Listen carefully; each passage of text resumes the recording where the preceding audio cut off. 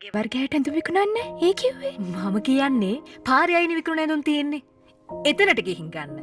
ඔයාගේ අතේ තියෙන සල්ලි වලට ගන්න පුළුවන් එහෙන්. මෙහෙ ඔයාගේ ගානට ගන්න මුකුත් නැහැ. මේ අහන්න මෑම්. මෑම් ඒකට කමක් නෑ මං යාට උදව් කරන්නම්. අනේ මට මොකෝ.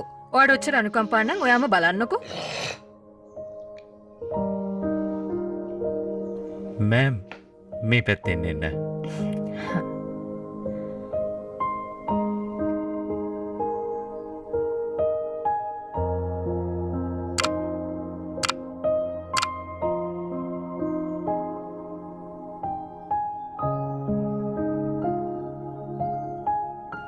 මෙයාගේ පස්සෙන් ගිහිල්ලා තා කොච්චර වෙලාවක් නාස්ති කරනවද? තව කස්ටමර්ස්ලා ඉන්නවා. ඉක්මන් කරන්න.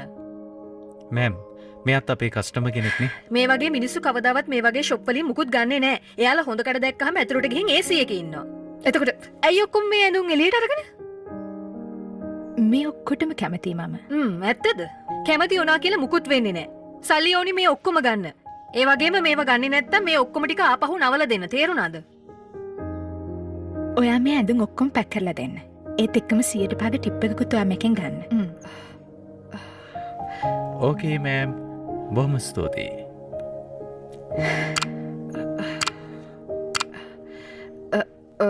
ඔයා මේ ඇඳුම් ඔක්කොම ගන්නවද? මට ඕනේ නම් මේ මුළු ෂොප් එකම උනත් ගන්න පුළුවන්. ඒත් දැනට මට ඕනේ මේ ඇඳුම් ටික විතරයි. ඒත් මේ තරම් ඇඳුම් ගොඩක් එක්ක ඔයා මොකද කරන්න හදන්නේ? හැම මාසෙම මේවා ගන්න අසරණ අයට දෙන්න. ඒ වගේම මේ ෂොප් එකේ ආйти මිස්ටර් මෙහෙතා මගේ හොඳ යාළුවෙක්. එයා මගෙන් රික්වෙස්ට් කරා මේ වතාවේ මේ වැඩේට ඇඳුම් මෙයාගේ ෂොප් එකෙන් ගන්න කියලා. අන්න ඒ නිසයි මම මෙහාට ආවේ. ඇත්තටම පොඩි වරදව වැටහ ගැනීමක්. I'm really sorry. yes. ඔයාට වෙන්න පුළුවන්. මොකද මම සරල ජීවිතයක් ගත කරන නිසා බ්‍රෑන්ඩඩ් ඇඳුම් ඇඳලා නැහැ. ඒකෙන් කියන්න බෑ මට මේව ගන්න බෑ කියලා. මේක ඔයා හොඳ පාඩමක් කරගන්න. කිසිම කෙනෙක් ඔයාගේ පෙනුමින් මනින්න එපා. තේරුණාද? ඔයාගේ වැඩේ හරියට කරන්න. මෑම්